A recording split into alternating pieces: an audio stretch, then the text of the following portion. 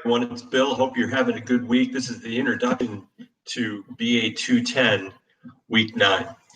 Now, over the past week and a half or 2 weeks, you've been jumping into the impact gap analysis. And really what you're trying to do in this is finding the gaps in the process in your challenge question that you're working on.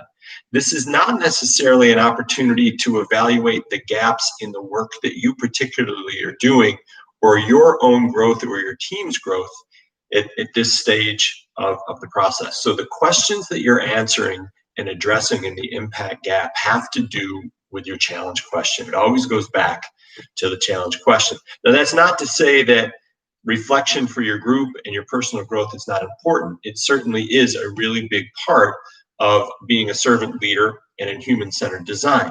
That's why this week you have been able to take an opportunity to post a forum that deals with your reflection on yourself, the goals that you set up for the class, and how these goals are applying to the work that you're doing. And I appreciate those that I've already read that are coming in and the feedback that you're providing to each other.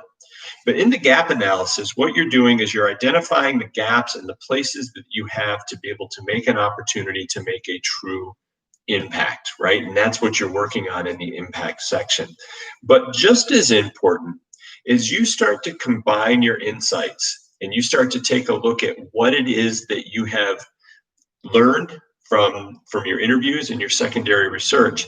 It's also a great opportunity to understand where you're not going to be able to make an impact, where people have already done the work or where people have done similar work and learned important lessons that are going to direct you in this new way that you and your group are going to do. And when you come to this point, there's a number of decisions that you can make, especially as you start to evaluate what you've already been hearing from your interviewees and your stakeholders.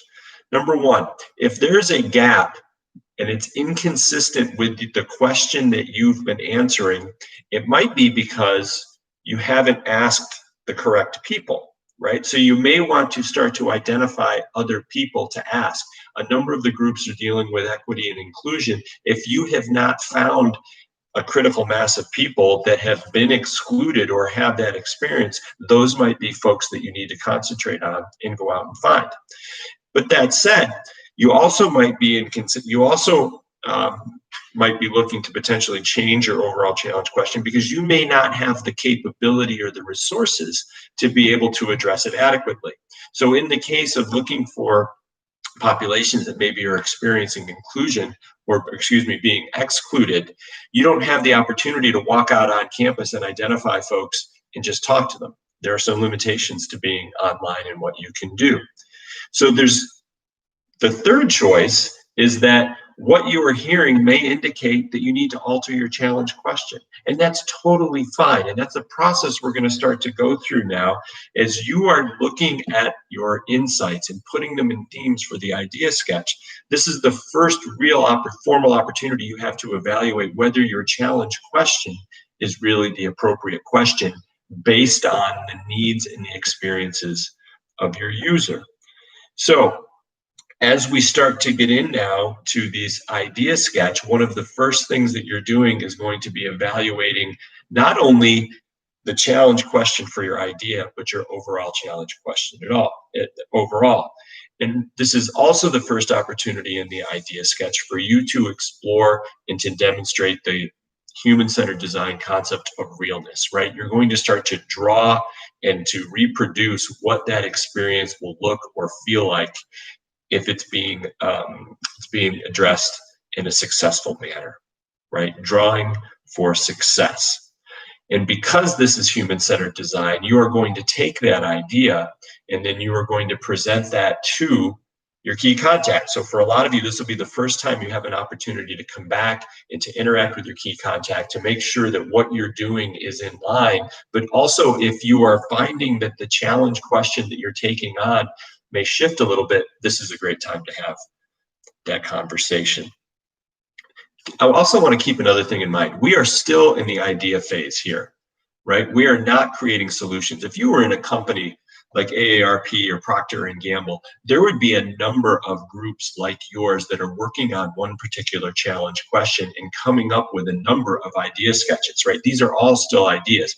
I don't want you to lose sight of the fact that because you're one group that's working on a idea, this is the solution that you have. We are still very much in an exploration phase here.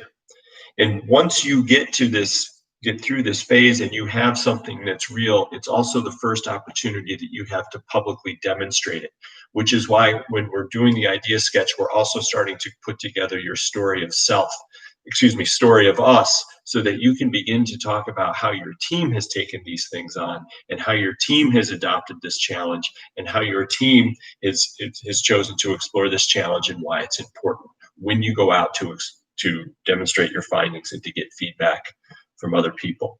So for this week, continuing to work on your insights and your interviews, we'll be presenting a rough draft of the idea sketch with all of the sections in the template completed, so that can be turned in.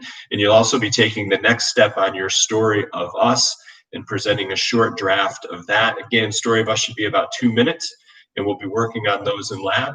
If you have any questions, please send me an email. I'm happy to meet with any of the groups. And until then, I'll look forward to seeing you on Monday.